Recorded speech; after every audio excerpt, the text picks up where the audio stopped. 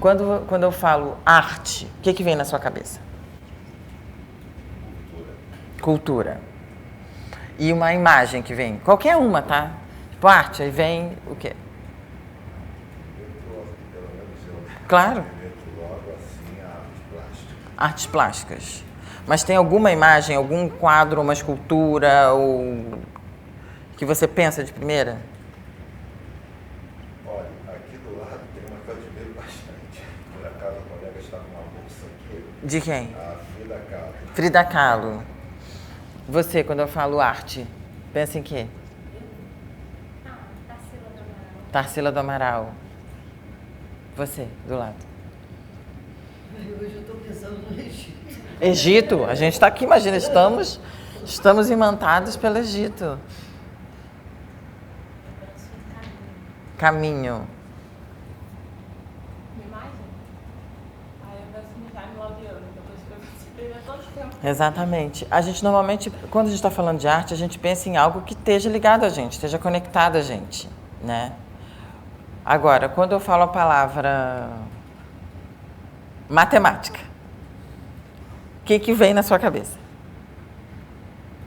Posso ser sincero? Claro! Eu sou formado em letras, então... Eu também, eu sou de humanas, por isso que eu botei matemática, eu sou das humanas. A palavra simplesmente é Terror, terror. Arte e matemática. arte e matemática. Olha, uma pessoa fofa com a matemática.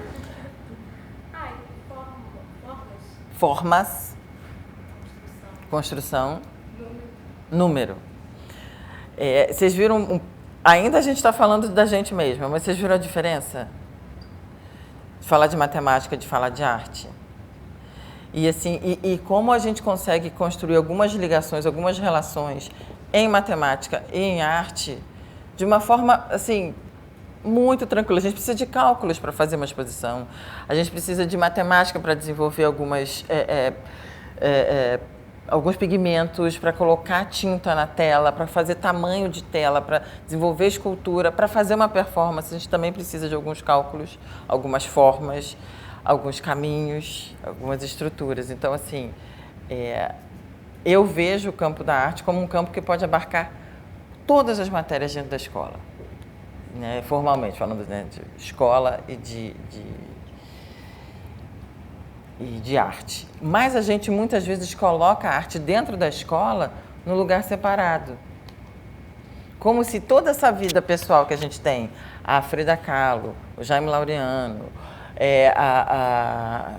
você falou, a Tarsila do Amaral, essas pessoas e esses objetos, essas palavras, no lugar que a escola não está, sendo que é um lugar que a gente passa muitos anos da nossa vida, que são formativos para a nossa vida em relação a muita coisa. Então, assim, eu, dentro do campo da arte, me coloco como curadora. E, como curadora, eu dou aula, eu sou professora, muito também porque eu passei por essa relação de arte e educação. Essa relação de que eu podia me relacionar, podia ser um público para o fazer artístico que gosta de conversar, que gosta de desenvolver linhas de pensamento. E aí eu entro na questão do termo curadoria. Porque a curadora não é artista, sendo que temos curadores artistas, tá? Por favor, vamos lembrar muito disso, né? A curadora não é crítica de arte, sendo que temos curadores que também são críticos de arte. A curadora não é dona da galeria, a curadora não é dona do espaço de arte, do Centro Cultural, né? Que coisa que faz a curadoria dentro do campo de arte e ainda assim se coloca no lugar que a gente pode falar, assim, muitas aspas, de poder, né? Se ela não faz o objeto de arte, se ela não abriga, né, se ela não é responsável por abrigar o objeto de arte fisicamente, se ela não dá grana para o artista fazer o trabalho, né, não está vendendo o trabalho, o que pode, em que campo da arte, que conforto da arte, que espaço dentro do lugar que a gente chama de arte, a curadoria pode estar.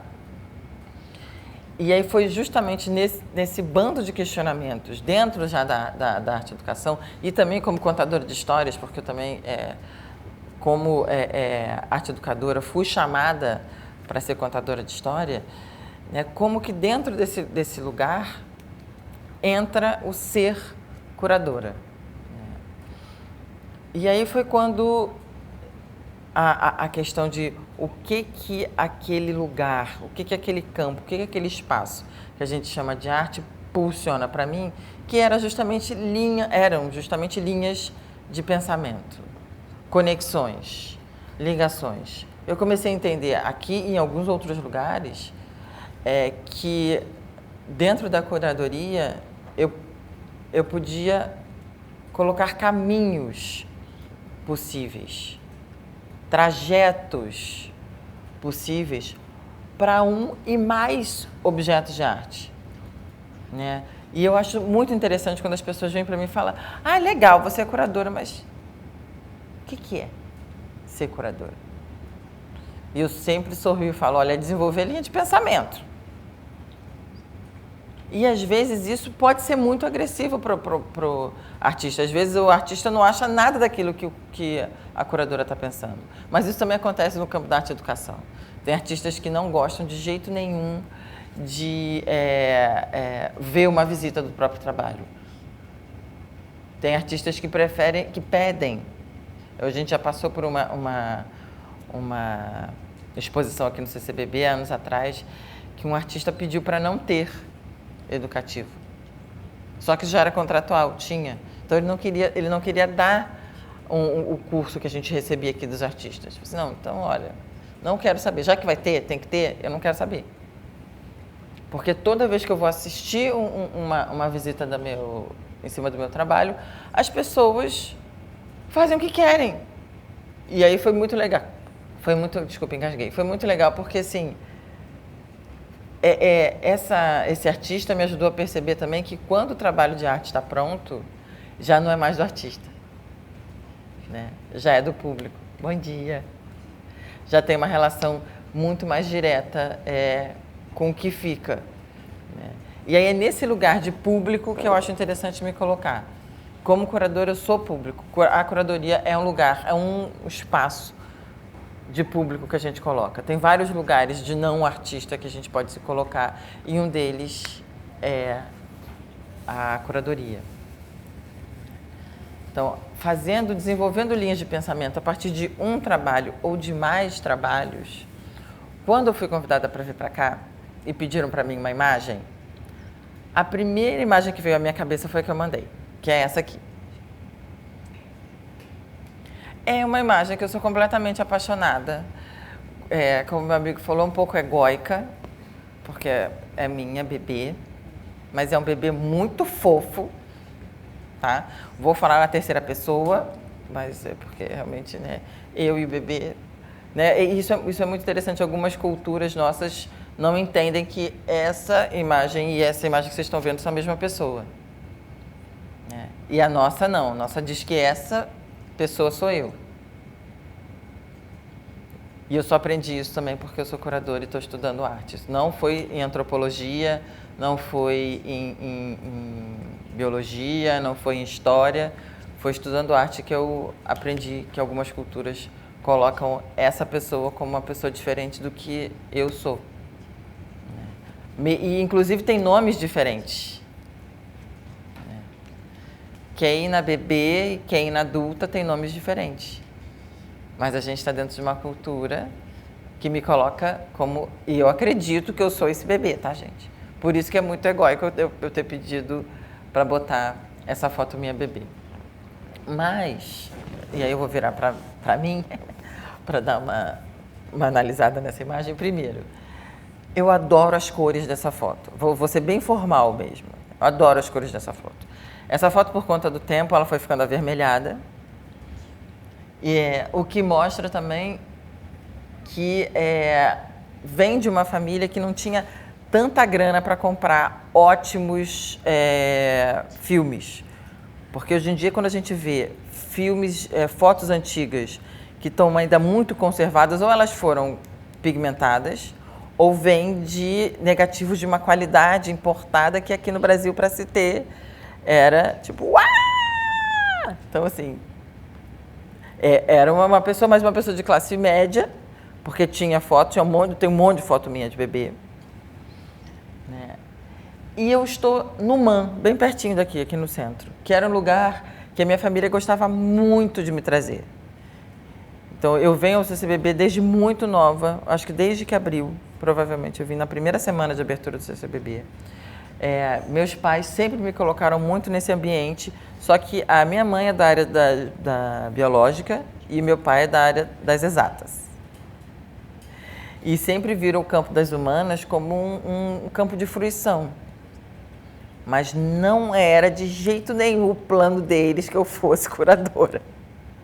A ideia é que eu consumisse a arte de uma forma outra.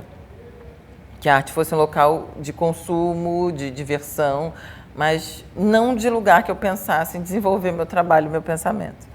Tanto que quando eu passei para a faculdade de filosofia, a minha mãe já não estava viva, só meu pai, e falou, nossa, pelo menos você vai fazer uma matéria de humanas que faz algum sentido. Estava com medo de você fazer cinema, sabe?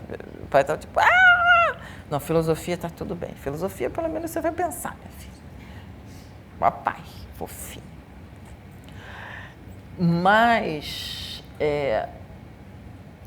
tem esse bebê que diz muito do que eu sou, que é essa criança concentrada num grão, que eu estou fazendo ali é pegar um grãozinho entre a grama, tentando pegar, porque bebê ainda não tem aquela coisa que a gente está perdendo, inclusive, viu, gente? Estamos perdendo, que nos foi, né, que a ciência coloca como o movimento primordial para o desenvolvimento do nosso cérebro, a gente está perdendo, porque a gente está preferindo fazer assim.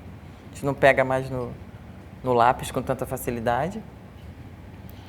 Mas eu estou tentando pegar algo entre as folhas da grama. E eu estou concentradíssima ali. E a história dessa foto é muito legal, porque assim, era um dia quente pra caramba. Eu estava tomando meu solzinho da manhã, do bebê, e eu não queria sair dali de jeito nenhum, enquanto eu não conseguisse pegar o tal do grãozinho que eu estava querendo pegar. E eu devo ter ficado nessa posição ali, trocando a mãozinha, por mais ou menos uns 20 minutos, que para bebê deve ser umas 4 horas de concentração. Porque 20 minutos de bebê, gente, quem se relacionou já com bebê sabe que é uma coisa meio... E ali já descobriram que eu era uma pessoa concentrada. Não, essa é focada. Né? Essa criança é focada. E veio o título desse encontro nosso, que é uma música do Fela Kuti. Fela Kuti é um cara da Nigéria, cantor e ativista político nigeriano, que ele era contra a ditadura da Nigéria, que matava muita gente. A mãe dele foi uma revolucionária que ajudou a acabar com o sistema ditatorial na Nigéria. Foi uma mulher muito importante, Olufemi, e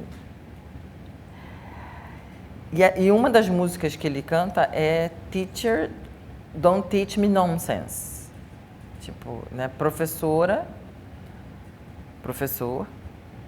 não me ensine algo que não faça sentido, não me ensine besteiras, né? Porque não é bullshit, é nonsense, né? Tipo, não é uma música que seja agressiva no lugar de dizer que o professor ensina algo que não faça sentido. É tipo, professora, presta atenção no que você vai me ensinar. Presta atenção no caminho que você vai seguir, porque você é uma base para que eu acredite ou não nas coisas. Então, acreditar em coisas que não fazem sentido é um exercício que também vem a partir da educação. Né? E a educação não fica só dentro do ambiente do que a gente chama do núcleo familiar, vamos dizer, menor, o círculo familiar menor. Né? Porque hoje em dia a gente pode falar de famílias e a gente aqui está se constituindo como tal. O vínculo ser tão forte que daqui, né, a um ano, 2020, nosso Natal vai ser junto, todo mundo feliz, cada um leva uma comida, somos uma família. Mas eu estou falando dessa família essa primeira famíliazinha de onde esse bebê foi fotografado, tem um registro, guardaram a foto para chegar até mim. Então, quando eu coloco essa música do Fela Kuti, que é uma música, né? É uma música para dançar, inclusive. O Fela Kuti é um cara que fazia música para as pessoas escutarem, música pop. Não vou dizer que ele era a Anitta da época, porque não é bem isso, mas ele era muito famoso. Muito famoso. Posso falar que ele era a Beyoncé da época, né? Porque só a Beyoncé que faz essas coisas todas que ela tem feito agora. O Fela Kuti era a Beyoncé da época. E tem essa relação, tipo, de importância do ensino, de importância de relação do ensino para desenvolver uma revolução. Então, coloca também as professoras e os professores, o ato do ensino, o ato da educação e o local onde se desenvolve essa educação como um espaço revolucionário. E aí, tá, muito bonito isso que eu estou falando, mas o que isso tem a ver comigo? O que isso tem a ver com o meu papel como curadora? Meu desenvolvimento de pesquisa é um desenvolvimento a partir da ideia de revolução. E da ideia de revolução num contexto quase de moto contínuo. É uma revolução que não se coloca no lugar aonde vai se chegar ao campo do ideal. Eu não penso numa ideia de utopia, né? Eu não sei se todos vocês sabem que utopia é um lugar, né? Um lugar imaginário,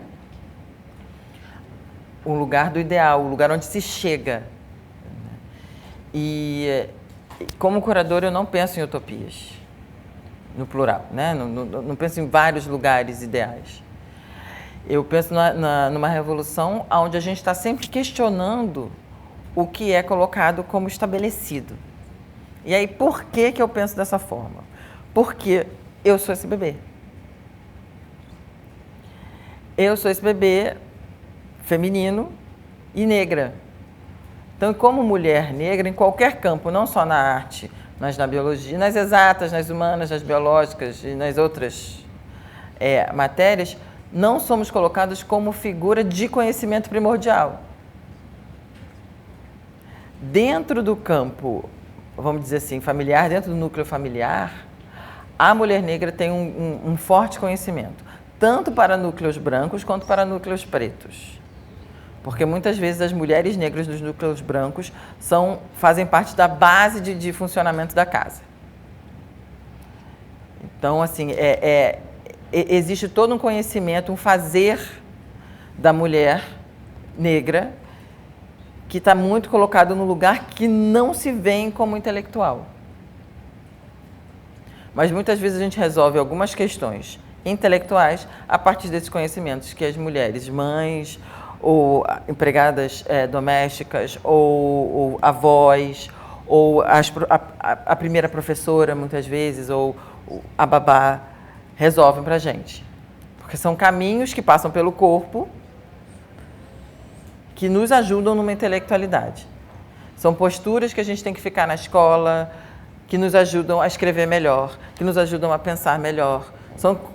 São questões que a ciência levou uma centena de anos para desenvolver, que já estava no conhecimento de mulheres negras.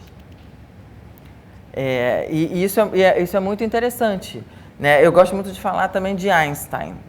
Vocês já ouviram falar desse cientista? Sobre a teoria da relatividade, né? A teoria da relatividade é muito interessante. E a minha avó indígena já trabalhava com a teoria da relatividade sem saber que ela tinha esse nome. Colocando intenção em muitas das coisas que ela fazia. Que na teoria da relatividade ele coloca que o ambiente, o entorno, pode mudar algo que seja exato. Né? Tipo água. Água limpa. Água limpa, água limpa, água limpa. Água limpa, boa de beber, ótima. Água limpa, boa de beber, dentro de um ambiente tranquilo. Água limpa, boa de beber, dentro do ambiente tranquilo, que flui tranquilamente. Água limpa, boa de beber no ambiente muito agressivo. É uma água que a gente às vezes passa mal, fica meio... dá gases, porque concentra uma energia muito forte. Teve que se passar não sei quantos centenas de anos por um cara descabelado que bota a língua para fora numa foto dizer que o que a gente pensa influencia no que a gente acredita, no que a gente sabe que é verdade. E aí quando você vai explicar isso para as pessoas mais velhas ou pessoas que não têm o conhecimento intelectual, elas falam, gente, mas pelo amor de Deus, eu já sabia. Toma-se chá de boldo para dor de barriga. Desde sempre. Aí vem um laboratório, faz cápsulas de boldo com bicarbonato de sódio para chegar no nosso estômago e a gente não ter ressaca. Foi o laboratório que inventou isso.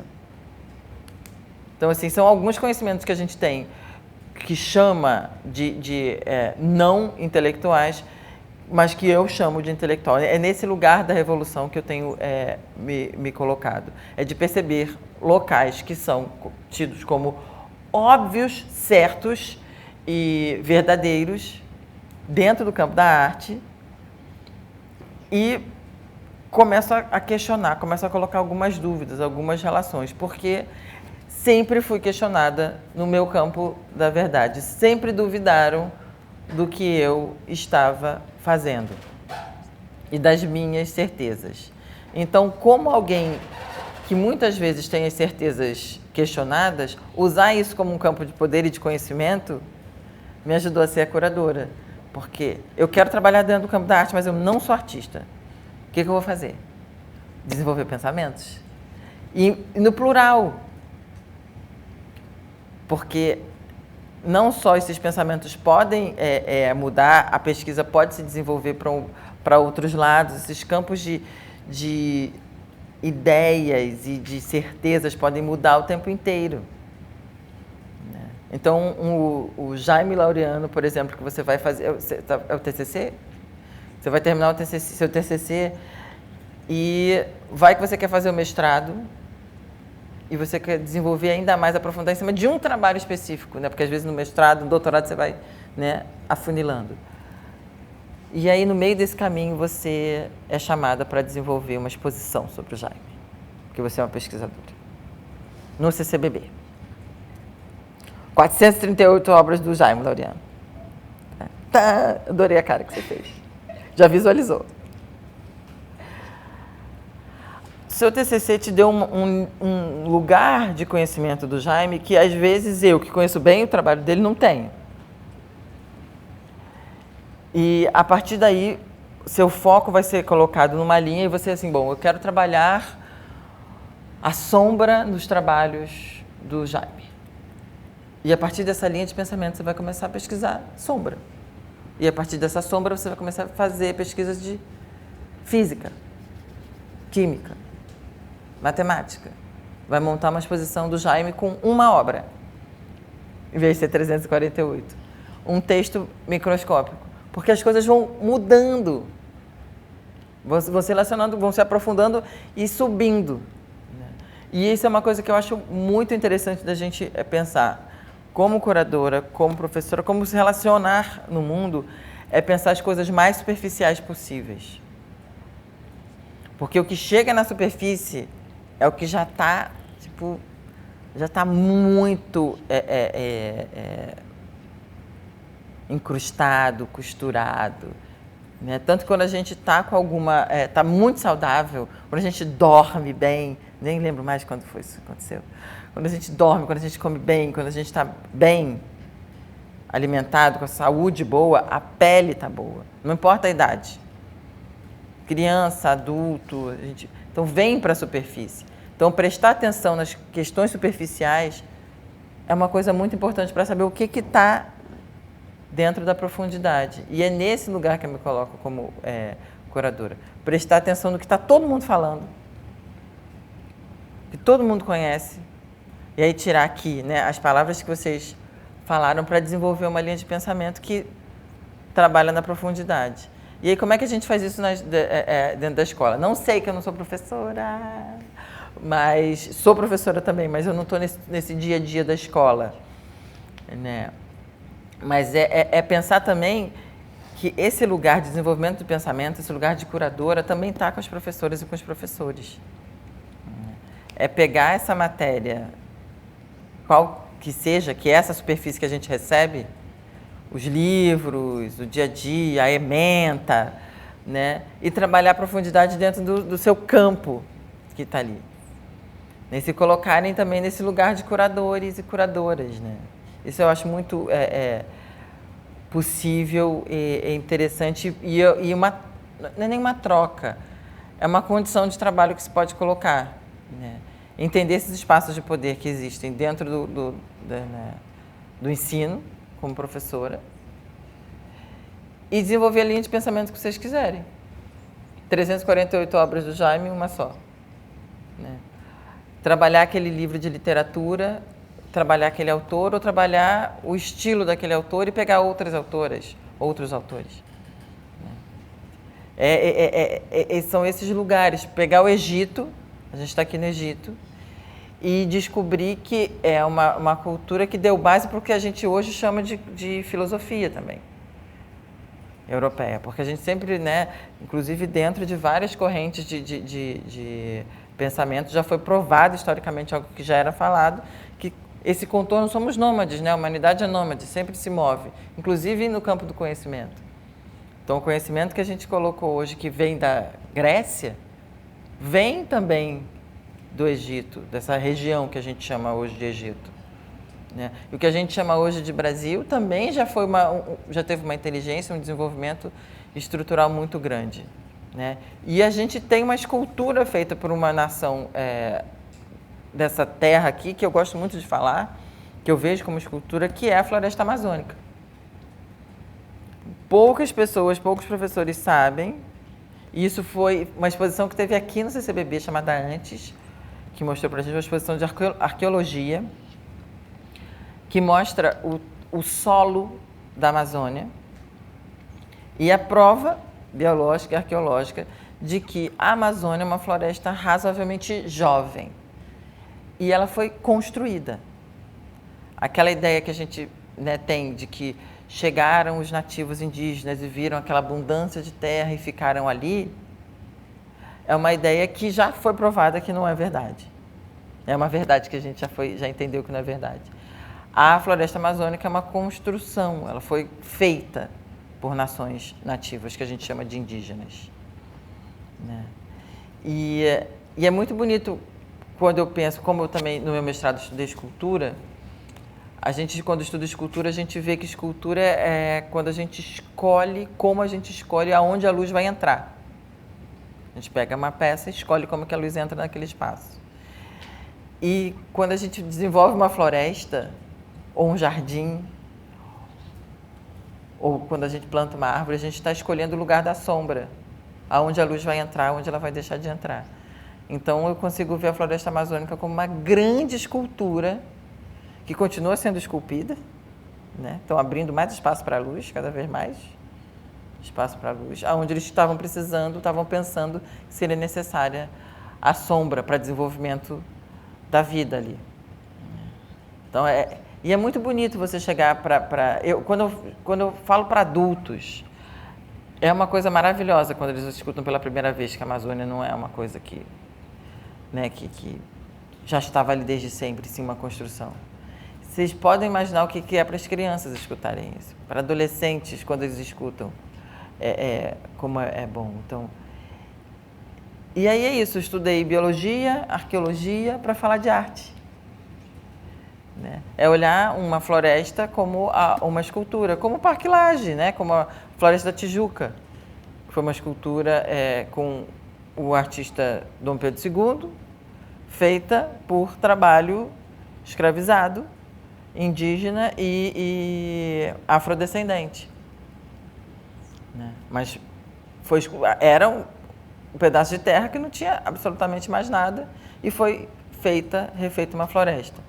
Então, isso também as pessoas podem colocar no campo da política, podem colocar no campo da história, mas eu escolho colocar no campo da arte. para poder falar do que eu quiser, porque é um lugar que eu posso falar do que eu quiser, né? E é nesse contorno que eu me entendi nesse lugar, porque justamente é um lugar onde eu posso me sentir cada vez mais lidando com as minhas liberdades, né? Que para mim é muito importante. Não vou falar mais, porque eu tenho que também dar um espaço para a gente poder conversar junto, né? E eu bem falei no tempo que eu tinha que falar. Eu fui ótima. E eu quero de novo agradecer, gente, a Vitória, né, da sombra pelo sol. Vocês escolheram ficar aqui na sombrinha comigo, no ar-condicionado, em vez desse sol incrível. Mas vocês têm pergunta? Vou fazer uma colocação, eu achei isso que você falou.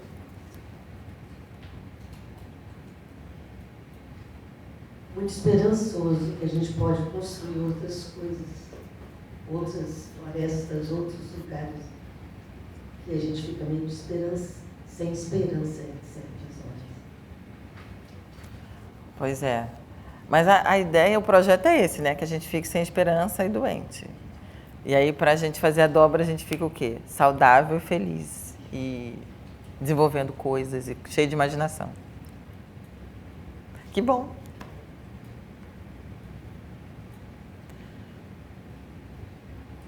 Vai, professora. Pergunta. Eu queria te perguntar um pouco como... porque eu também trabalho como curador, conheço as pessoas e sempre tem um discurso pedagógico, educativo dentro da curadoria, mas às vezes fica nesse nível da fala e não parece afetar tanto o trabalho mesmo, o trabalho da construção. Eu queria te perguntar um pouco sobre essa experiência, como a tua experiência como educadora afetou ou afeta no dia a dia tua concepção de como você trabalha com artistas, como você trabalha numa concepção, numa instalação, numa exposição que é vista pelo público quando você não está lá. Como... Para mim, o tempo é uma coisa muito importante, que é quase uma joia, né? Que a gente não tem tempo para mais nada. Mas é o uso desse tempo para escutar, que é uma das coisas mais difíceis. E quanto mais a gente estuda, e isso eu vejo em mim, quanto mais eu estudo, mais conclusões eu chego, inclusive em relação a trabalhos dos artistas, né? Que é um dos grandes embates com a curadoria, que você chega a conclusões... mais complexa fica a escuta, porque como você estudou muito, sabe muito, né, daquilo, escutar que o que você está estudando está indo para o campo oposto do que a artista está desenvolvendo, o que a exposição está propondo, é doloroso, né? É bem doído mesmo, mas trabalhar com essa relação pedagógica me ajuda também a entender que tem o campo desse aprendizado, tem esse lugar da escuta, né, mas não tem o lugar do silêncio, que para mim é o mais complexo. Porque escutar sem ficar em silêncio, sem me sentir completamente silenciada e me colocar, né? Porque muitas vezes e o que eu aprendi muito bom, você está indo por esse caminho, estabelecendo que a gente está fazendo um trabalho de parceria, né? Que não é uma guerra, mas que é um trabalho de parceria. Eu estou vendo você seguir esse caminho, e esse caminho, para mim, remete... É isso? Não tem nada a ver. Eu falei, mas isso está batendo assim em mim. O que você vai fazer sobre isso? Porque muitas vezes a artista ou o artista não pode evitar de chegar na outra pessoa dessa forma, né? Então, uma das relações que eu estabeleço com as óbvio, né? Quando eu estou trabalhando em processo, quando estou trabalhando com artista, até mesmo com o trabalho pronto, né? Na hora de fazer a montagem. Esse trabalho aqui está muito teatral. É isso que você quer? Não vejo problema em ser muito teatral. Às vezes a gente faz uma exposição que quer que todo mundo fique... né? Mas... é isso? Não, eu queria ser um pouco menos. Eu falei, então, O que você acha da gente fazer assim? Né? Então, eu tenho usado muito o termo mim. Para mim, tem sido assim. Como é que é para você? Saber que isso bate desse jeito em mim. Porque estabelecer que, olha, não, isso aí está muito verde. A pessoa, não, desculpa, isso é azul. Não, desculpa, é verde. Eu falo, ó, eu estou vendo verde, porque muda, né, o jeito de falar. Eu estou vendo verde. Você queria que fosse verde? Não, eu pintei azul. Falei, nossa, mas eu estou vendo verde. Está bem verde para mim. Quer dizer que pode estar verde para outras pessoas. Você está tranquila com essa coisa? Não, eu queria que você visse azul. Então eu falei, então vamos dar uma mexida nisso. Né? Porque isso, eu queria que você visse azul. Eu falei, mas eu estou vendo verde. Então é mais nesse lugar. Assim, eu tenho me colocado no campo do questionamento mesmo. Né? Indo cada vez menos impositiva. Porque é um lugar de poder. Né? Você decide o nome da exposição, né? Você faz o texto. E assim, e do mesmo jeito aí, no meu caso específico, do mesmo jeito que eu estou no processo do artista, mas quando a artista fala, acabou o trabalho, mesmo eu achando que não acabou, eu falo, ok. Quando acaba meu texto, você não vai pedir para trocar vírgula. Está feito o texto. A primeira pessoa que vai ler é a artista. Ela vai falar, não gostei. Eu posso fazer outro, mas mexer ali, eu falei assim, esse é meu bebê. Mas é mais nesse sentido, assim, de levantar perguntas e dizer como que eu estou me colocando. E também colocar o que eu estou sentindo como algo intelectual. Isso para mim é muito importante.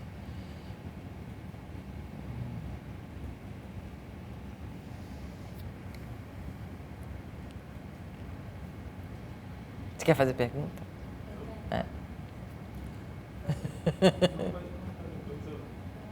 Você está com cara de que quer fazer pergunta. Não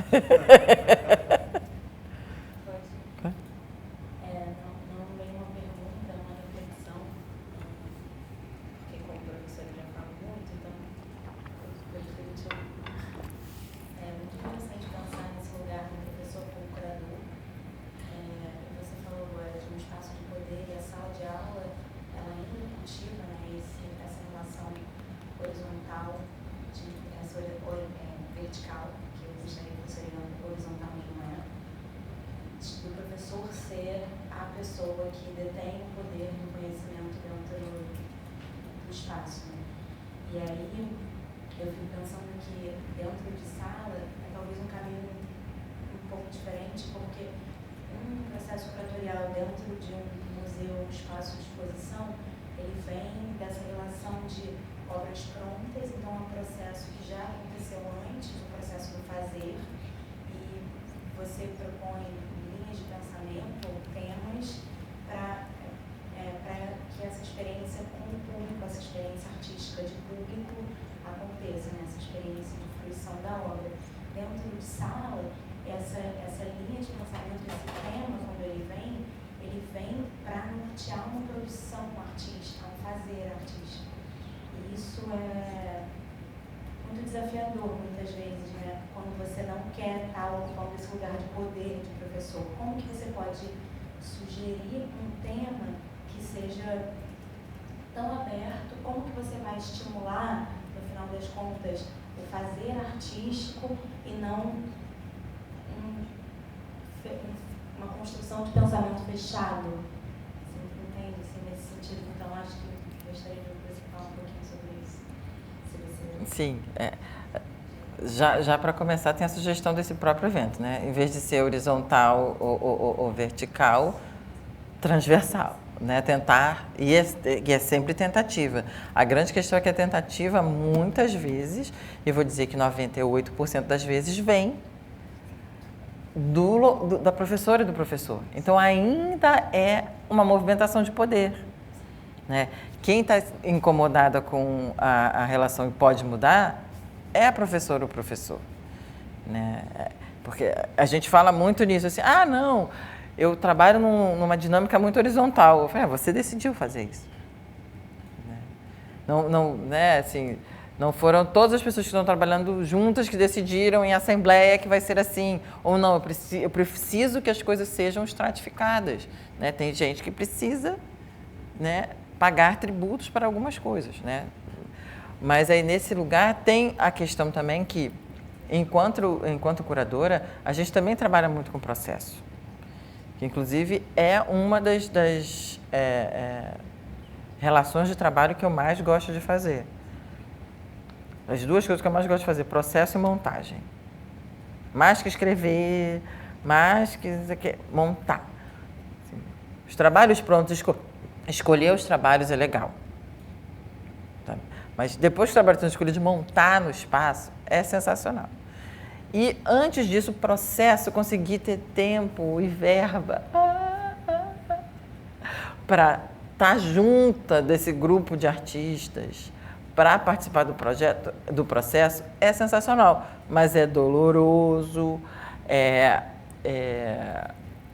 violento, é agressivo, mas é estruturante não só para a curadoria, mas também para o processo artístico das pessoas, né? E uma questão que eu falo muito, que é para mim que é importante, é pensar em amor. E quando eu estou falando de amor, e eu uso muito, né, a blogueira, uso o hashtag amor como método, quando eu coloco essa questão do amor, não é o amor que a gente vê de uma forma muito romântica, que é aquela coisa da escuta total. Eu escuto você, a pessoa está lá te xingando, te esculhambando, e você, estou te escutando, estou guardando dentro do meu coração e te devolvo em forma de flores. Mentira! Não, se alguém me xingar, eu não vou devolver em forma de flores. Mas, assim, é entender possibilidades de trocas integrais. Amor, para mim. É eu inteira e a outra pessoa, o trabalho inteiro. Mas como que a minha integralidade consegue atravessar a outra e vice-versa? Né? Atravessamento nunca é tranquilo. Né? E tem aquela frase clássica, né? A primeira vez dói. Então, quando você começa um processo desses, né, de desenvolvimento, às vezes dói, às vezes, né, tem uma treta no WhatsApp, tem, né, palavras trocadas, mas entender aquela integralidade, falar, ó, e é por isso, eu estou vendo desse jeito, como é que é isso para você? Eu estou percebendo esse processo desse jeito. E aí, uma coisa que eu acho interessante nisso que você colocou eu diferencio cada vez menos, quer dizer, eu diferencio cada vez menos, dentro do contexto escolar, o que é um fazer artístico e o que não é um fazer artístico. Né? Uma prova de geografia pode desembocar no trabalho artístico e ser perguntas e respostas. Né? Muitas vezes é muito mais um processo artístico do que você desenvolver alguma pintura. Porque às vezes a pintura você vai repetir, porque você admira alguém, né, uma Frida Kahlo. Ah, eu adoro Frida Kahlo. Aí você vai usar as mesmas cores, vai fazer não sei o quê. E aí o desenvolvimento de pensamento ali, crítico, não vai. Tipo, já foi. Foi na escolha. Escolhi, vai ser essa. Porque eu sou feminista, porque ela é incrível, e é isso aí, ela é mulher, vamos lá. E aí, né? E aí, às vezes vão fazer uma prova de geografia, de sentar, parar, pensar, todo o processo até chegar àquela prova, né? É muito mais um trabalho de arte do que isso. É mais um convite que eu faço para você e para vocês, é de pensar que, enquanto curadoras e curadores, vocês estão dentro do processo artístico. E o resultado, dentro do campo da arte, estamos em 2019, pode ser performático, pode ser escrito, pode ser visual, pode ser físico e material, né? Mas não é fácil, não. Nunca ninguém disse que ia ser fácil. Mas dentro das coisas não fáceis, é um desafio que eu me encontro, assim, né? Que eu não durmo.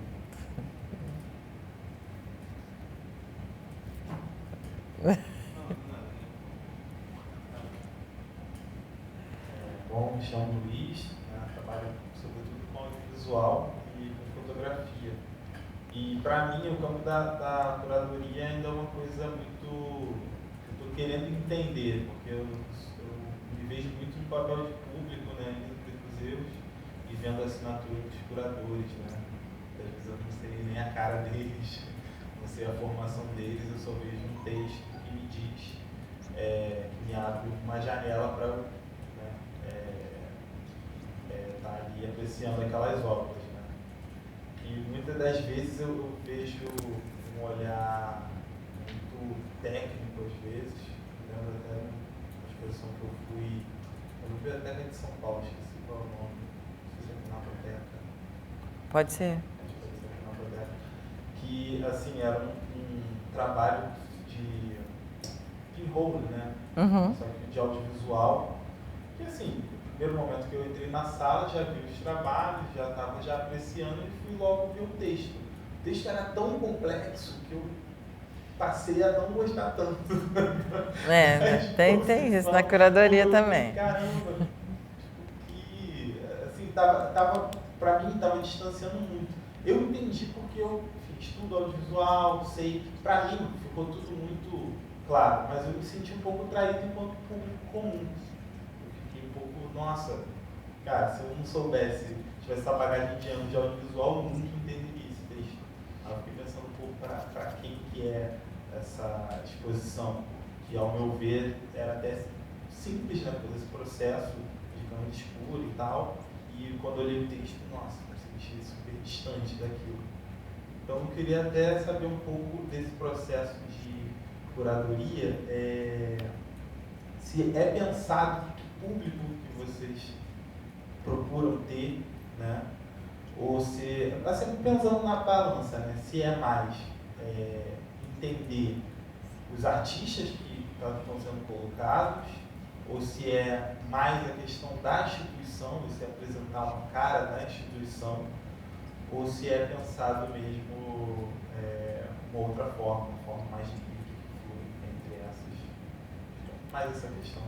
Então, tem vários curadores e curadoras, assim, né?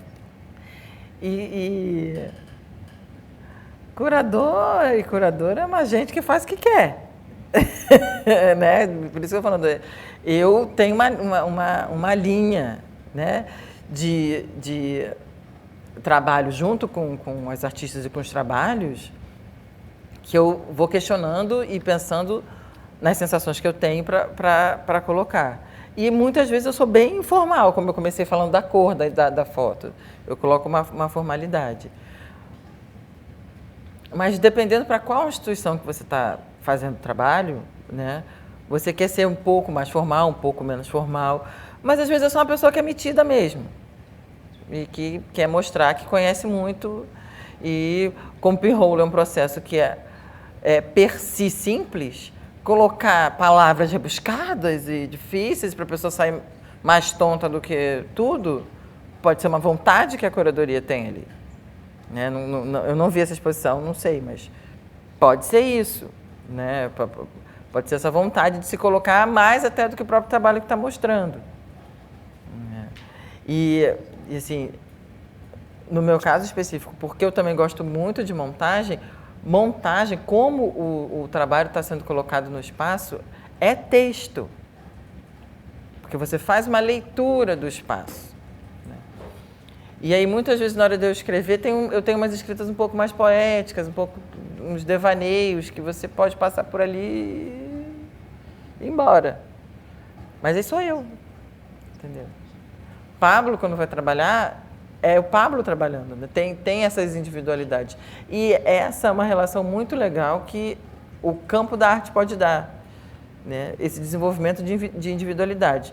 Mas o que é também um grande nó que a gente não desata, né? Um grande nó górdio, porque você trabalhar individualidades pode desenvolver ego, ou você está trabalhando uma individualidade um pouco mais completa que você consegue, né, se colocar de uma forma um pouco mais tranquila. Mas aí vem, né, da escola, do que a pessoa acredita, de como que se faz, o que a pessoa acha que uma curadoria se desenvolva, assim, né? E a Pinacoteca, se foi na Pinacoteca, é uma instituição grande. E essas instituições muito grandes, às vezes, dá medo. Às vezes você precisa se colocar muito também. Pode ser que seja o primeiro trabalho dessa pessoa e a pessoa quer se colocar como uma pessoa mais inteligente.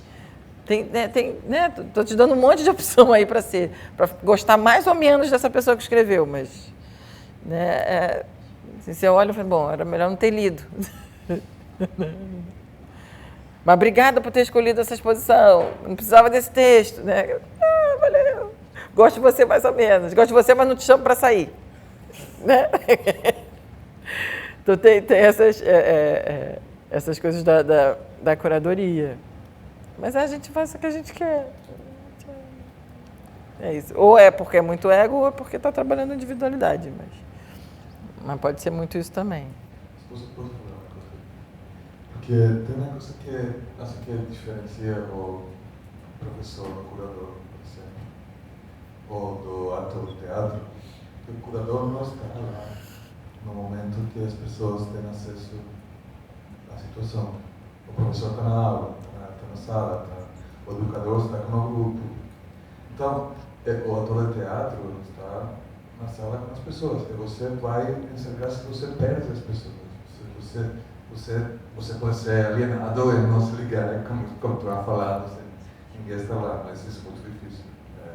Mas uma coisa que acontece muito na questão da prática artística, prática curatorial, é que as pessoas às vezes perdem essa percepção de que precisam, sei lá, falar isso, não é amarrar o público, não é, mas que precisam criar uma certa série de conexões que garantam um interesse, uma provocação, e às vezes você perde isso, porque as pessoas, a mesma questão da indústria, de como funciona, você não é pago para estar lá depois da inauguração, em outros lugares. Você pode ser o curador da instituição, então sim, mas se não você paga, então o dia da abertura depois passa. Tá? Então, você não vai estar lá, você não tem o poder para mobilizar forças para... Mas muitas pessoas deixam isso lá, vai embora, e você não tem o mesmo interesse do que você vai sentir, a exposição, do que outra pessoa vai sentir. Não tem interesse nenhum não tem estruturas também não, de saber que as pessoas estão pensando sobre essa coisa que você fez. Esse retorno é muito difícil, mas por isso às vezes as pessoas nem se ligam com isso. Isso cria situações, sim. Seria maravilhoso se você pudesse falar para esse curador ou curadora, olha, o seu texto foi incompreensível. Não ajuda, sabe? Não é um tiro no pé. Mas esse tipo de retorno, esse tipo não tem mecanismo para isso. É verdade. E talvez o curador, como pode estar falando, para o próximo diretor do museu que vai convidar ele ou ela, mas que para você que é o público. Isso também é difícil. Porque se for na Pinacoteca, quer fazer de novo. Né? Tem isso também. Para o crítico que vai escrever a resenha. Total. E tem também esse exercício em alguns lugares ainda na arte, de que a arte é para poucas pessoas, né? E tem gente que hoje, em 2019, ainda acredita nisso. Né? Então, é uma exposição para poucas pessoas, é um texto para poucas pessoas, usa termos em latim, alemão, sabe? Pelo amor de Deus, sabe? A gente já fala uma língua europeia, a gente não precisa botar mais outra. Né? Vamos lembrar, português. Né? Então, a gente tem uma coisa de ver também que essas crianças têm artistas e curadores que ainda acham que a melhor maneira de se manter no campo da arte, de desenvolver seu próprio trabalho, é partir de um princípio de que é uma joia para poucas pessoas. Como se nessa escola de arte da vida, o público fossem os alunos. E aí eles ficam nesse lugar de muito pouco poder atribuído, dado a eles, mas na verdade é onde tudo está acontecendo também, a partir do momento que a gente reconhece ou que a gente acredita nisso, de o trabalho do artista depois que está pronto não é mais dele, é de quem? Então, é de quem está experienciando como público. Então, se é do público, então é muito mais seu, meu e de todo mundo que tem esse contato, que elabora aquilo como arte, que enxerga aquilo como arte, do que uma pessoa que está dando esse atestado, que é um trabalho dentro de sala, esse de, bom, se os meus alunos são a arte, ou são os artistas, que são as pessoas que podem vir a ser, fazer coisas, por que eles não estão nesse lugar de poder que eu estou, que o curador está, que o museu está, e como que a gente pode também transversalizar isso, como a gente pode acessar, né? Não sei, o interesse também, talvez. Tem, total. São lugares de percepção, né? Você está no campo da arte não significa que você pensa exatamente. Por isso que é complicado, né? Quando ele falou, porque o que faz o curador? A gente faz o que quiser, né? O negócio é o que ele quer, o que ela quer, né? O que essa pessoa quer. E é por isso que eu tenho certezas que vão mudando o tempo inteiro, né? Mas uma delas, que eu não sei se vai mudar, espero que não, acho que não, né? É que o meu lugar de desenvolver meu pensamento e minha vida também está na arte e é como curadora. E tem algumas pessoas, algumas artistas falam, nossa, mas você é tão artística. Eu falei, artística, não sou artista. Porque tem um lugar do fazer da arte ali que eu me coloco como público. Tem um prazer de eu ser o público que me ajuda a desenvolver meu trabalho como curadora, né? Fazendo as visitas aqui, tinha uma coisa que era muito interessante, porque eu não era o público que estava vindo receber a exposição pela primeira vez. Eu já conhecia a exposição que estava aqui, porque eu estava trabalhando aqui em outras instituições, né? Então, eu era público, não era artista, eu era público, mas dava alguns gatilhos de troca que eu já tinha desenvolvido e ia vendo algumas respostas. E, obviamente, não fazia todas as visitas, eram as mais maravilhosas do mundo. Inclusive, quando contava histórias aqui no CCBB, inclusive aqui nessa sala, nesse tapete, talvez tenha trocado, porque eu acho que era outra cor, mas era carpete, sempre foi carpete. Nem sempre as contações de histórias eram, tipo, as pessoas saíam, tipo, a melhor contadora de histórias do mundo. Não, às vezes tinha dias que era meio... Tchau, gente, beijo, tchau. Né? Tem dia que não funciona, né? Tem dia que não dá. Tem dia que faz sol. Tem dia que chove. Né? E tem dia que faz arco-íris. Né? E a gente consegue fruir em todos eles. Mas você queria fazer uma pergunta. Licença, bom dia. Bom dia. Vou começar pedindo perdão, mas é mais para mim também, um atraso, mega atraso.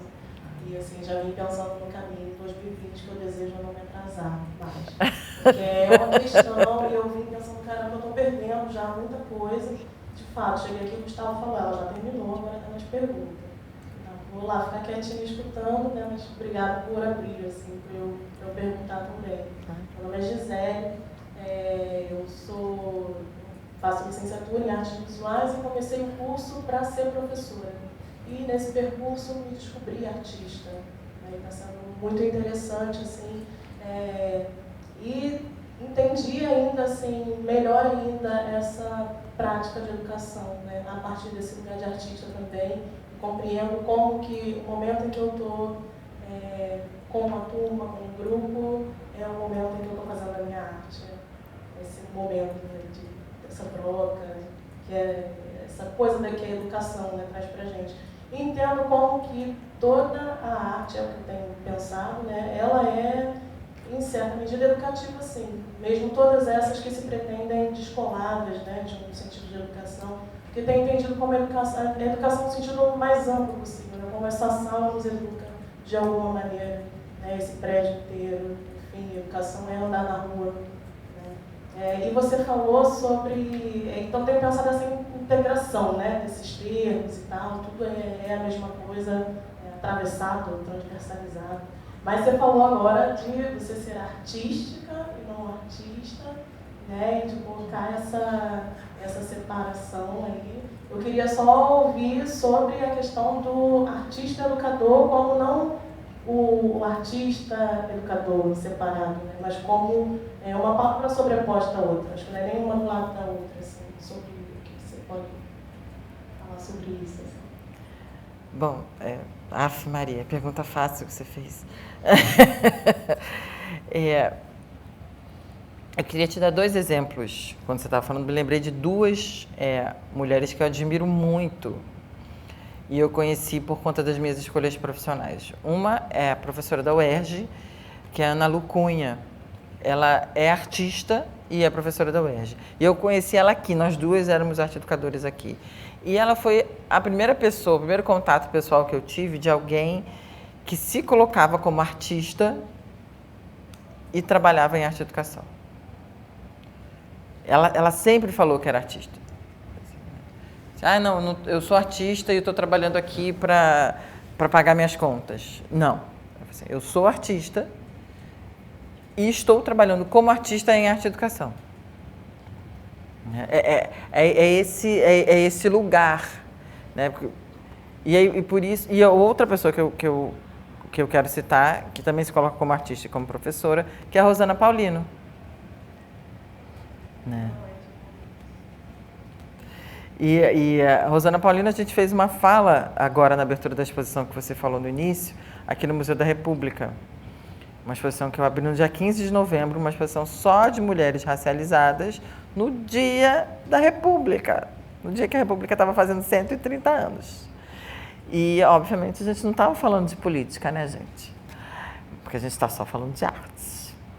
Mas é dentro desse lugar, desses espaços de poder que a gente pode ter, e aí eu gosto muito de me colocar como curadora, que a gente pode fazer o que a gente quiser. Mas é interessante a gente colocar isso para mim, tá?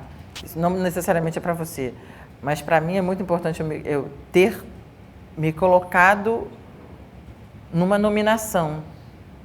Em 2019, muitas pessoas não precisam mais de nominações. Fazem, fruem, e agora estão trabalhando na arte, são artísticas, e as outras pessoas dão nominações. Para mim era muito importante essa nominação, muito importante. Então, entender que eu não era uma arte educadora que estava pensando em curadoria, que eu não era uma contadora de histórias que pensava curatorialmente, e sim uma curadora trabalhando em arte e educação, uma curadora contando história, uma curadora dando aula, para poder desenvolver o meu trabalho. E, inclusive, enquanto curadora, eu posso falar para vocês que a gente está dentro de uma performance. E agradecer que vocês vieram trabalhar de graça para mim. Entendeu? Ainda vão bater palma para mim no final. Então, assim, são esses espaços de localização que são importantes para algumas pessoas e eu acredito que geracionalmente vai ser menos importante. Porque eu nunca tinha visto, até eu decidir que eu era curadora, a possibilidade de uma mulher negra ser curadora. Eu nunca tinha visto. E aí, quando eu estou falando mulher negra, eu estou falando de mim. Eu olhava no espelho, não conseguia entender que eu podia falar que eu sou curadora. Então, abrir a boca e falar, eu sou curadora, é um lugar que eu não vou abrir mão. Entendeu? Então, assim, dentro do campo artístico, eu posso ser muito artística, mas eu sou curadora. Foi uma conquista de localização, que para mim é importante. Mas hoje em dia eu vejo discussões que eu acho totalmente necessárias de artistas, de críticas, de instituições, colocando em xeque o papel do curador. Eu adoro, porque quando eu falo o papel do curador, eu me tiro porque eu sou curadora.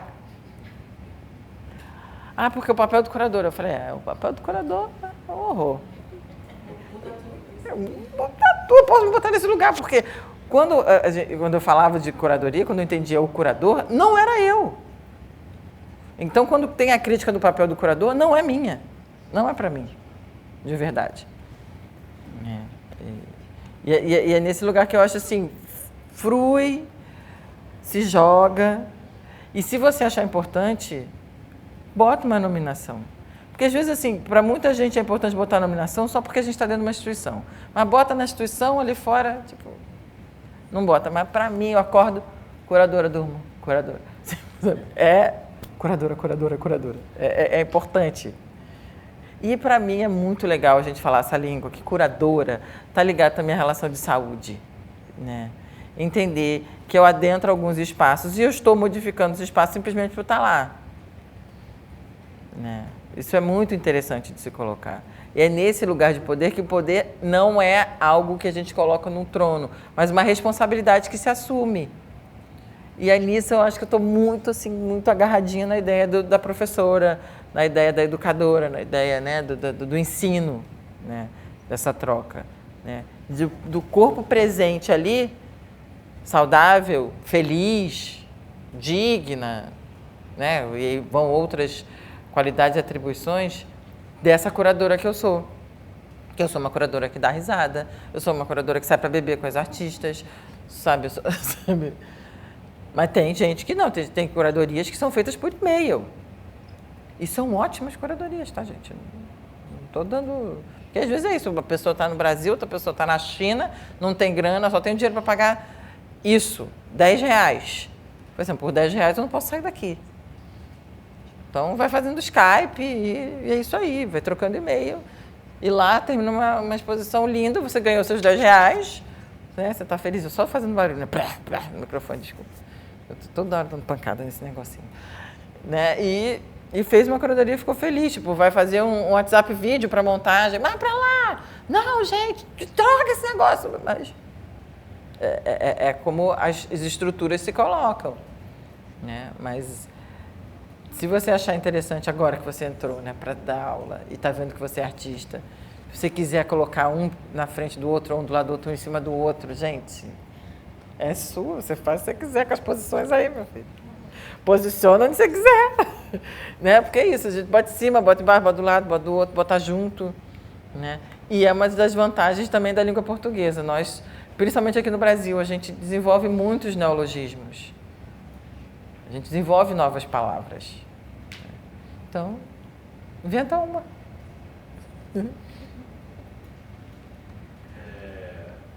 Sobre essa questão que levantou, do público também, né? Para quem escreve, é uma coisa que eu fiquei me perguntando também, né? Quando eu fiz algumas curadorias em espaços independentes. E já é uma outra discussão, né? Já é uma outra transversalidade. E aí, eu fiquei muito justamente nesse lugar, né? Eu me formei lá em licenciatura já em arte, na UERJ. Sou educador aqui do CCBB, né?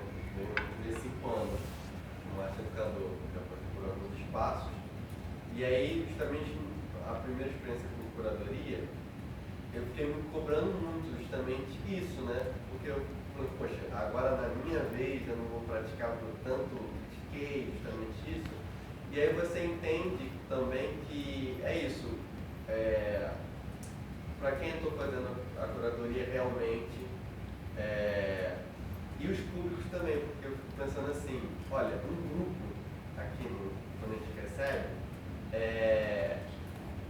geralmente tem uma faixa etária específica, quando já pula de uma faixa etária assim, muito grande para outra, já é complicado, porque você entende que são linguagens diferentes. Então também... como é possível também abarcar tantos públicos como o Pablo falou, né? Uma curadoria que você depois não acompanha, né? Por questões monetárias também, enfim, essa coisa rotineira. E eu fico também pensando isso, né? É mais verdadeiro, então, dizer o público que você está escrevendo, que talvez abarcar todos os públicos e, como são obviamente todos os públicos, não vai dar, ou você escolher qual.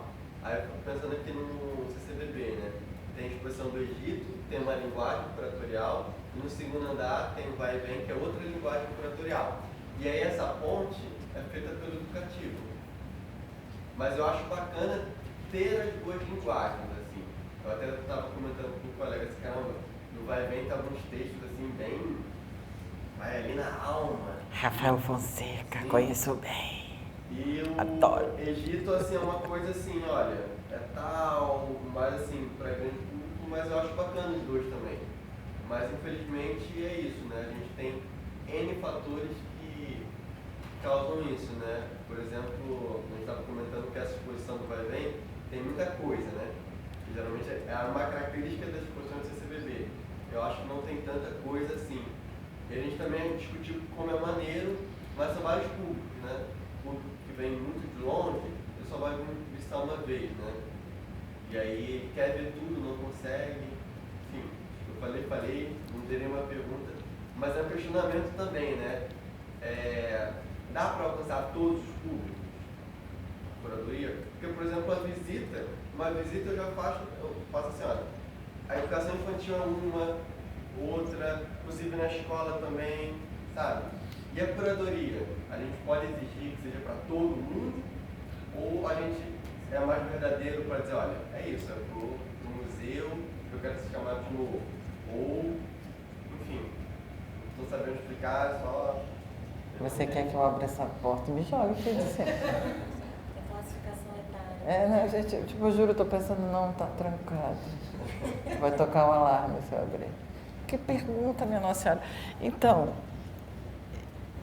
primeiro, público. O público é tão variado quanto a gente, né? E assim, eu acho um exercício muito doloroso a gente querer e ao mesmo tempo também muito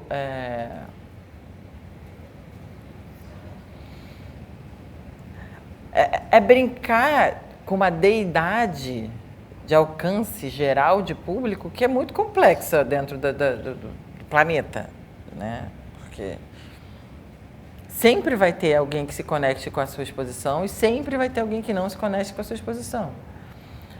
Por milhões de razões. Agora, como que você, dentro da sua curadoria, se coloca, que eu acho que é mais interessante. Rafael Fonseca, por exemplo, aqui na Vai e Vem. Rafael Fonseca é professor também, né? Professor de escola. Ele é professor do Pedro II e é pesquisador e historiador. É um cara que trabalha muito pesquisa no termo per si. Quando ele começou a pesquisar essa movimentação, esse vai e esse vem, a questão das redes, ele buscou tudo o que ele podia. Ele é um cara que, assim, dá razão para a existência do Google, sabe? Assim, vamos pesquisar. E aí é muito interessante porque ele começa numa superficialidade que pode chegar até... E ele poderia ter feito essa exposição com 3 peças. Mas para poder dar conta de parte do que ele estava pesquisando, para o público, Rafael escolheu colocar o máximo de peças que ele podia. E essa massa, na verdade, assim, o vai e vem é uma massa de pesquisa única, né, que pode ser colocada num texto só. Muitas vezes você passa pela exposição, não precisa ler texto algum. O nome da exposição é Vai e Vem, você vai vendo rede, isso aqui, movimento. Aí você vai... Ele está escrevendo ali, por isso quando eu falo que montagem é também o texto, ele está escrevendo, às vezes você pula o texto curatorial, às vezes. Porque muitas vezes o texto curatorial também é para dar conta de uma pesquisa formal da pessoa. E aí, dependendo para um público mais acadêmico, mais academicamente escolar, que precisa de um conteúdo escrito, pode ser interessante. Mas pode ser, tipo... Né, já rodou ali no Pavivará, gostou das cores, vai ler o texto. Né, tipo, por quê? Mas é isso, é para dar conta de toda uma pesquisa. Já essa exposição do Egito, que é mais uma pegada mais histórica, e muitas vezes assim as escolas estão correndo muito atrás disso para ver, né, a réplica da pirâmide. Então, na época da escola que está falando dessa matéria, taranã, pula às vezes algumas profundidades que podem ter em cima de matemática, de filosofia, de conhecimento, própria língua portuguesa, construção de pensamento, da lógica, a verdade, o herói, né, essa coisa assim, o curador, né? Vem muito de um conhecimento que está vindo desse local da Terra que não é passado, porque fica numa relação muito mais visual, né? As deidades, como que as escritas são feitas, né? Para quem trabalha com fotografia, o campo de profundidade que tem nas pinturas egípcias, que também tem nas bizantinas, né? E eu só sei isso porque eu estudei História da Arte, né? E eu só sei sobre esse campo de profundidade porque eu fui fazer uma matéria em física. Né? Tem umas coisas, apesar de ser de humanas, às vezes eu tenho que correr para as exatas, viu? É um desespero. Né? Então, assim, tem também o nosso lugar dentro desse papel da curadora e do curador, tipo assim, e isso a facilidade do planeta Terra me deu, porque realmente como o mundo é muito, muito machista, as mulheres não dão conta das coisas, então para mim é fácil eu falar que eu não dou conta. As mulheres não têm tanto poder assim. Então, às vezes, fica muito opressor para você. Porque como você é homem, para você, talvez, esse lugar do poder te angustie mais do que para mim. Tipo, não vou conseguir. E está tudo bem. Então, talvez seja essa coisa de trabalhar que a gente vai dar conta de uma parte do público, né? E mesmo assim, às vezes, essa parte que você está destinando não chega. E não chega mesmo, assim. Sabe? Às vezes você vai fazer uma exposição como curador voltada para um público infantil, coloca os trabalhos numa altura mais baixa, né? Coloca mais som, mexe com a luz e tananã, e aí você vê a criança fazer assim, passar correndo e parar na frente de um, sei lá, de um poste que tem uma lâmpada lá em cima. Que você, gente, aquilo ali já é do CCBB. Tem uma foto super interessante no MoMA, que são 3 crianças olhando, numa exposição para crianças, olhando o buraco do ar-condicionado. No MoMA. Então, assim, vamos trabalhar com isso também, esse lugar de poder. Tipo, né? Óbvio que não é tipo, não estou nem aí para o público, mas é entender que eu sou público. Como curadora, eu sou público. Então, em que pontos que eu posso abarcar? Na montagem, na escolha das artistas e dos artistas, né? Nas cores da parede, na luz. Quando é possível mexer na luz, né? Quando tem grana para mexer na luz, quando tem. Né? Não, uma luz chapada, o que a gente faz com isso? Então, e nesses contatos que vão se aprofundando ou não, do que também aonde você quer chegar, que é a tal da briga com o artista que não queria falar com ninguém do educativo. Porque toda vez que eu falo, toda vez que eu escuto alguém do educativo falar do meu trabalho, está errado. Eu falo, mas gente, sim. Né? Então bota aí, eu quero que você veja assim. E aí a gente vai tentar, né? Então é mais desse lugar assim, tipo, temos um lugar de poder, mas está tudo bem, a gente não dá conta. Eu quero dar cada vez mais conta, mas como já a princípio eu não dou, está tudo bem. Posso fazer o que eu quiser.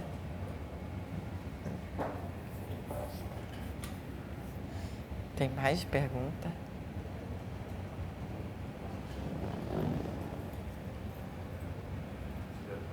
Acabou a bateria? Eu queria começar agora para a Mariana, que é a questão do sorteio, mas eu queria só agradecer, agradecer a Denise, a Luiz, a você. Eu quero agradecer você. E a você também, por essa conversa super rica. Eu quero agradecer mais uma vez o convite, mais uma vez de estar aqui no 4º andar, tão solene aqui com vocês. Agradecer a você, meu Deus, heroína maravilhosa, incrível. Quero andar com ela para sempre assim na minha vida. Espero que a gente se encontre por aí pelas curadorias aqui, Obrigada, gente. Bom dia.